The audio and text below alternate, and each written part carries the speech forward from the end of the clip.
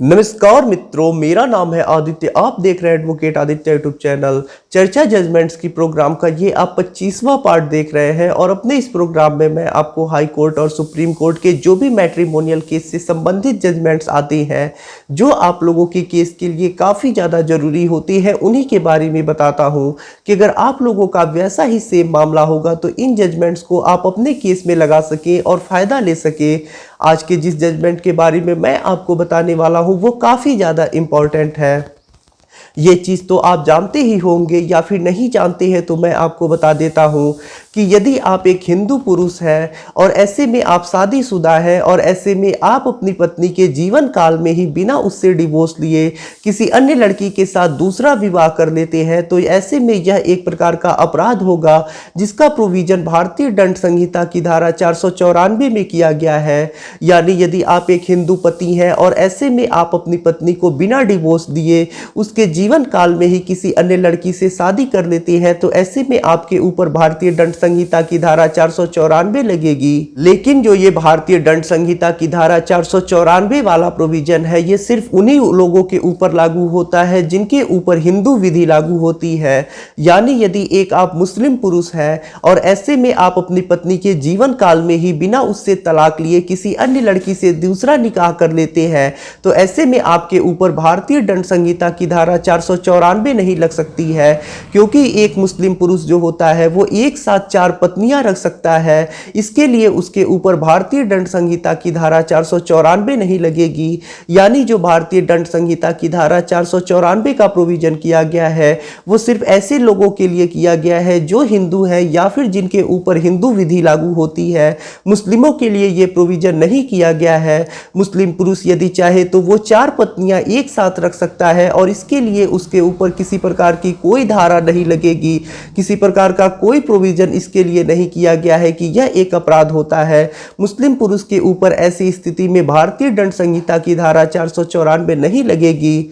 अब यहाँ पे ये चीज़ आप जानते ही होंगे कि यदि कोई व्यक्ति हिंदू है, ऐसे में वो मुस्लिम धर्म अपनाना चाहता है, तो ऐसे में वो व्यक्ति मुस्लिम धर्म अपना सकता है। इसके लिए किसी प्रकार का कोई रोक टोक नहीं है।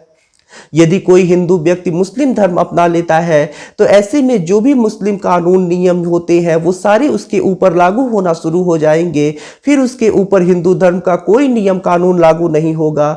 यानी यदि एक हिंदू पति है वो मुस्लिम धर्म अपना लेता है तो ऐसे में जो मुस्लिम कानून है वो उसके ऊपर लागू होना शुरू हो जाएंगे।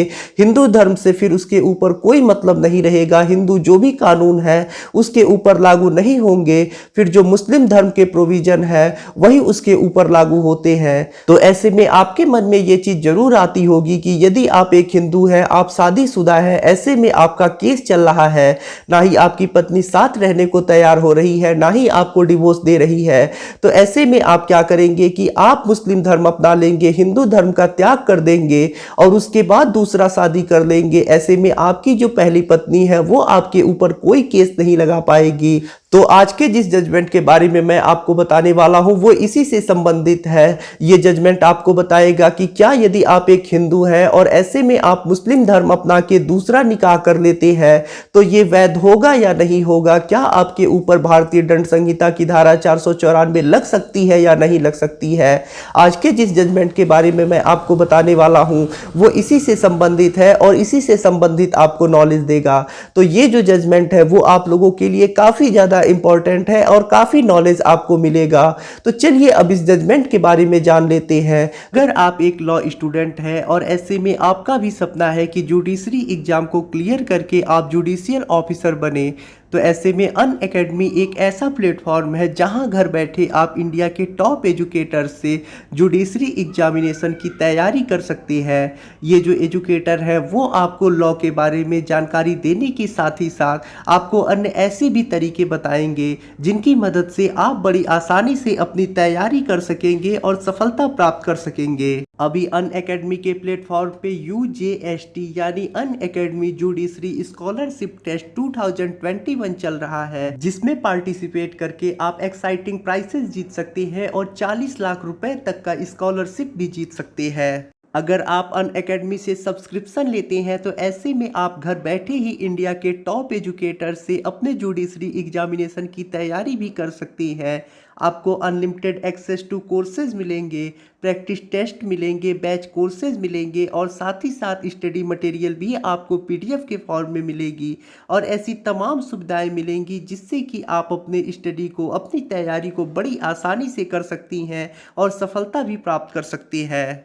अगर आप 12 मंथ्स का सब्सक्रिप्शन लेते हैं तो ऐसे में आपको 1 मंथ फ्री सब्सक्रिप्शन मिलेगा। अगर आप 18 मंथ का सब्सक्रिप्शन लेते हैं तो ऐसे में आपको 2 मंथ सब्सक्रिप्शन फ्री मिलेगा और यदि आप 24 मंथ्स का सब्सक्रिप्शन लेते हैं तो ऐसे में आपको 3 मंथ्स का सब्सक्रिप्शन फ्री मिलेगा। सब्सक्रिप्शन का चार्ज आपको स्क्रीन पे दिखाई दे रहे होंगे और ये जल्दी ही बढ़ने वाले हैं। यदि आप सब्सक्रिप्शन लेते समय ASRI 10 प्रोमो कोड का यूज करती हैं तो ऐसे में आपको 10% डिस्काउंट भी मिलेगा।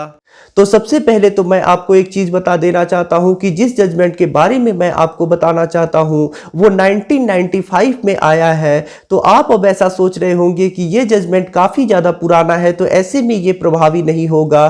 तो ऐसा नहीं है, ये जजमेंट अब भी उतना ही प्रभावी है जितना नए जजमेंट प्रभावी होते हैं। जजमेंट के नया या फिर पुराना होने से कोई मतलब नहीं होता है। देखिए, यदि कोई जजमेंट आया है और ऐसे में कोई नया जजमेंट लाके अगर उसे सेटिस्फाइड नहीं किया गया है यानी रद्द नहीं किया गया है तो ऐसे में वो जजमेंट उतना ही प्रभावी होता है जितना नया जजमेंट प्रभावी होता है। जजमेंट के नया या फिर पुराना होने से कोई मतलब नहीं होता है। यदि पुराने जजमेंट को सेटिस्फाइड नहीं किया गया है तो ऐसे में वो जजमेंट प्रभावी होगा और सभी कोर्टों पे लागू होगा। आज के जिस जजमेंट के बारे में मैं आपको बताने वाला हूं वो भारतीय दंड संहिता की धारा 494 से संबंधित है जिसे honourable supreme court of India की तरफ से लाया गया है। ये judgment Sarla Mudgal versus union of India के केस में आया है। इस केस में कुछ ऐसा मामला है कि एक हिंदू पुरुष है, उसकी हिंदू रीति रिवाज से एक हिंदू लड़की से शादी हुई होती है। उसके बाद कुछ दिनों तक वो लड़का और लड़की पति पत्नी के रूप में साथ रहते हैं। उसके बाद जो पति होता है वो हिंदू धर्म का त्याग कर देता है और मुस्लिम धर्म अपना लेता है और किसी दूसरे लड़की से शादी कर लेता है और उसके बाद कहने लगता है कि मुस्लिम धर्म जो होता है वो 4 पत्नियां रखने की अनुमति देता है। तो ऐसे में उसके ऊपर भारतीय दंड संहिता की धारा 494 नहीं लग सकती है। उसने जो भी काम किया है वो कानूनन किया है, उसने किसी प्रकार का कोई अपराध नहीं किया है। उसके बाद यह चीज सर्वोच्च न्यायालय तक जाती है जहां पत्नी की तरफ से यह तर्क दिया जाता है कि जो पति है उसने हिंदू रीति रिवाज से पहले उससे शादी की और बाद में हिंदू धर्म का त्याग कर दिया और ऐसे में किसी अन्य लड़की से शादी कर लिया और अब वो कहता है कि अब उसके ऊपर भारतीय दंड संहिता की धारा 494 नहीं लग सकती है। तो ऐसे में जो पत्नी होती है वो कोर्ट से ये रिक्वेस्ट करती है कि पति के ऊपर भारतीय दंड संहिता की धारा 494 लगाई जाए और पति की तरफ से यह तर्क दिया जाता है कि उसने नियमतः कानूनन जो होता है वो मुस्लिम धर्म अपना लिया है और ऐसे में जो मुस्लिम धर्म है उसे 4 पत्नियां रखने की अनुमति देता है। तो ऐसे में उसके ऊपर भारतीय दंड संहिता की धारा 494 नहीं लग सकती है। यानी इस केस में यह प्रश्न उठता है कि यदि एक हिंदू पुरुष है, उसने हिंदू रीति रिवाज से एक महिला से शादी कर दिया है और बाद में उस महिला को बिना डिवोर्स दिए वो मुस्लिम धर्म अपना लेता है और दूसरी महिला से शादी कर लेता है, मुस्लिम नियम कानून से निकाह कर लेता है, तो ऐसे में क्या उस मुस्लिम पुरुष ने जिसने दूसरी शादी की है बिना अपनी पहली पत्नी से डिवोर्स लिए वो शादी मान्य होगी या नहीं होगी? और साथ ही साथ क्या उस पुरुष के ऊपर भारतीय दंड संहिता की धारा 494 लगेगी या नहीं लगेगी? ये जो जजमेंट है वो इसी का उत्तर देता है। उसके बाद केस के सारे पहलुओं को देखने के बाद सर्वोच्च न्यायालय अपना निर्णय सुनाता है और जो भी प्रश्न बन रहे होते हैं उनका जवाब देता है, जिसमें सर्वोच्च न्यायालय ये कहता है कि यदि कोई हिंदू पुरुष है, उसकी हिंदू रीति रिवाज से किसी महिला के साथ शादी हुई है और ऐसे में वो हिंदू पुरुष अपनी पहली पत्नी के जीवन काल में ही हिंदू धर्म त्याग देता है और मुस्लिम धर्म अपना लेता है और दूसरा निकाह कर लेता है किसी अन्य लड़की के साथ, तो ऐसे में जो ये निकाह होगा, जो दूसरी शादी होगी वो मान्य नहीं होगी, वो शून्य होगी और ऐसे में उस पुरुष के ऊपर भारतीय दंड संहिता की धारा 494 लगेगी और वो भारतीय दंड संहिता की धारा धारा 494 का दोषी होगा, क्योंकि जो उसकी पहली शादी हुई थी वो हिंदू रीति रिवाज से हुई थी और ऐसे में जब तक कोर्ट के द्वारा उसका डिवोर्स नहीं हो जाता है तब तक वो दूसरी शादी नहीं कर सकता, भले से ही वो मुस्लिम धर्म अपना ले। यदि वो ऐसा करता है तो वो भारतीय दंड संहिता की धारा 494 का दोषी होगा, यानी आप धर्म बदल के दूसरा शादी नहीं कर सकते हैं। यदि आप ऐसा करते हैं तो आपके ऊपर भारतीय दंड संहिता की धारा 494 लग सकती है और जो आप दूसरा शादी करेंगे वो मान्य भी नहीं होगा।